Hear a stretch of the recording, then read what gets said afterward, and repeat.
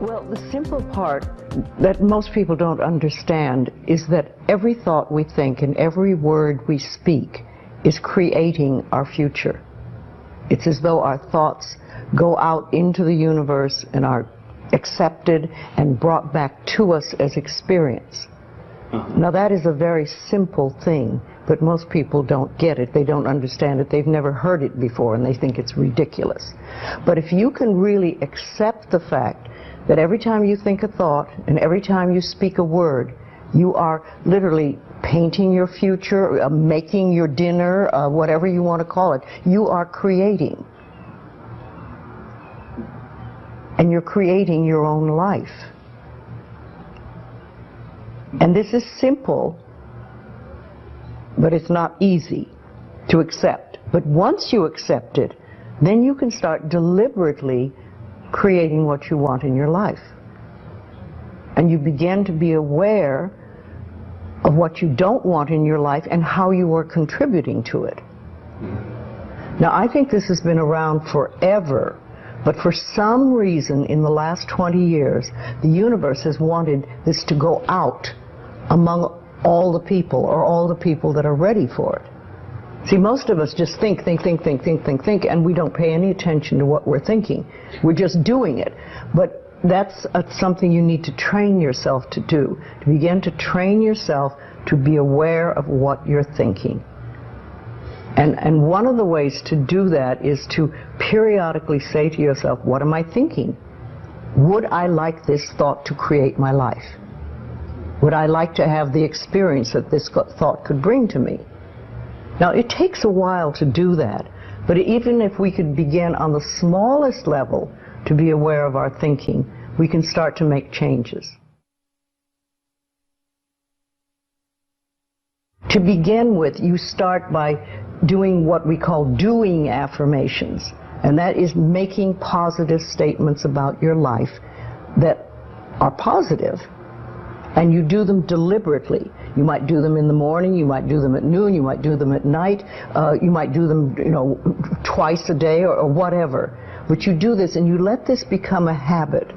And as you start to do them, things will begin to change, maybe on a very small level. I call it getting the green lights in the parking places.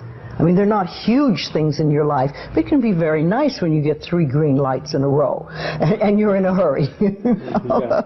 Doing an affirmation is either writing it down, writing it on the wall or the mirror, or using just saying it.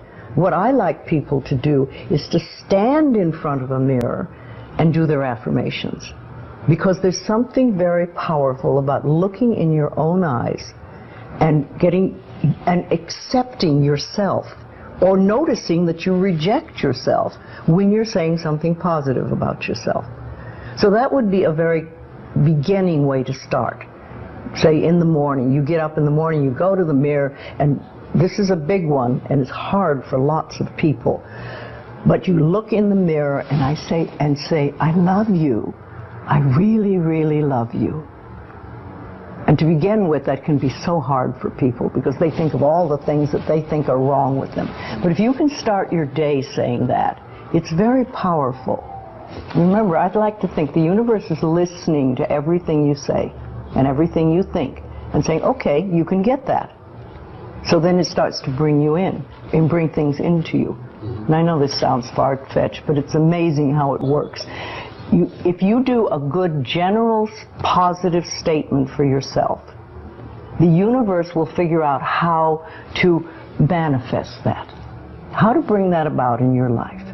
So things could happen that you wouldn't expect at all, but they will happen. If you think of doing your positive affirmations is like planting a seed in the ground. It's not necessarily true at the moment, but it is something you want to have be true. So you put the seed in, and you plant a seed and you expect it to grow. Or you maybe plant 3 seeds just in case. You expect them to grow.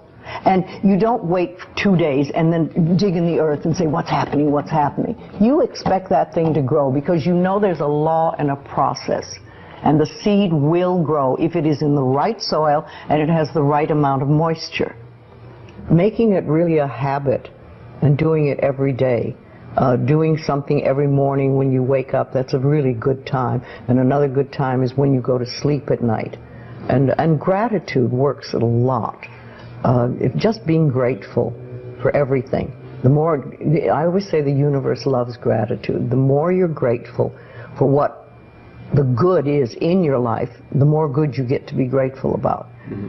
And it's like, you know, if somebody gives you a present or gives me a present and I say, oh my God, I hate that color and it doesn't fit, and you know, that person will never give me another present. Mm-hmm. But if you say, oh, it's wonderful and thank you, I really adore it, it's great, that person is probably going to want to buy you a present every time they see something they think you would like. And it's like that with the universe. The universe loves gratitude.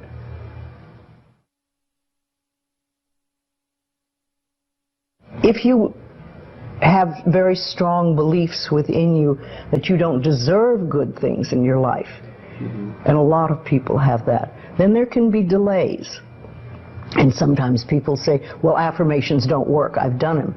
But when they're doing, for instance, prosperity affirmations, and they've done some prosperity affirmations, and they say it doesn't work, nothing's happening. And I say, well, all right, how many prosperity affirmations did you do in a day? And they'll say 3, probably. And they say, all right, how many poverty affirmations did you do this day? And that could be 300, depending on where you're coming from and what is running through your mind. See, I have this, one of my thoughts about life is that only good lies before me. And I've been saying this for many years. So it doesn't really matter to me what happens in life, because I know it's going to be good.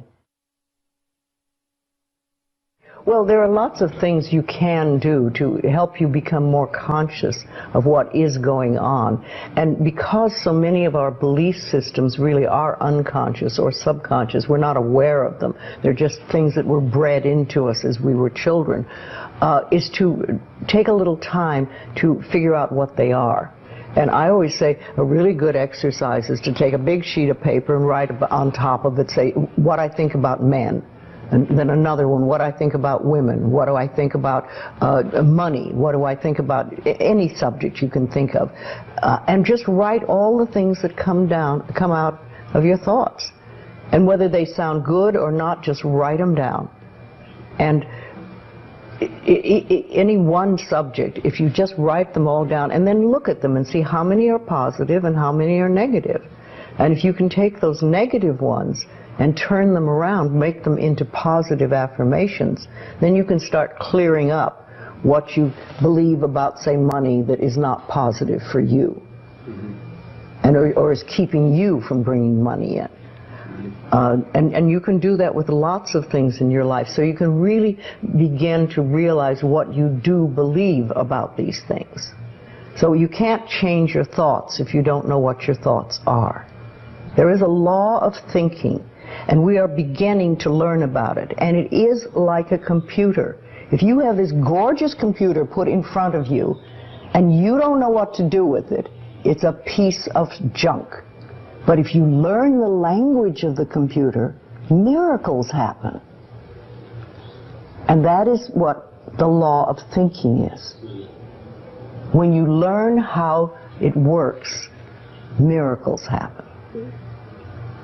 What you think and what you believe is what will come true for you. Your thoughts create your life. It's that simple.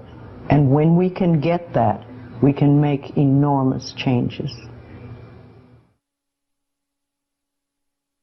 Well, I think it really starts with realizing that you don't love yourself, that most people don't. Most people feel they're not good enough, that they haven't done it right, they won't do it right, they'll never be enough, and they're definitely not lovable.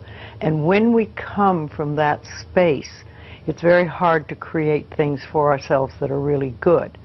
So in the early days when I worked with people, I used to fix this problem and fix that problem, and you'd have this, a health thing, and we'd work on that and we'd work on this.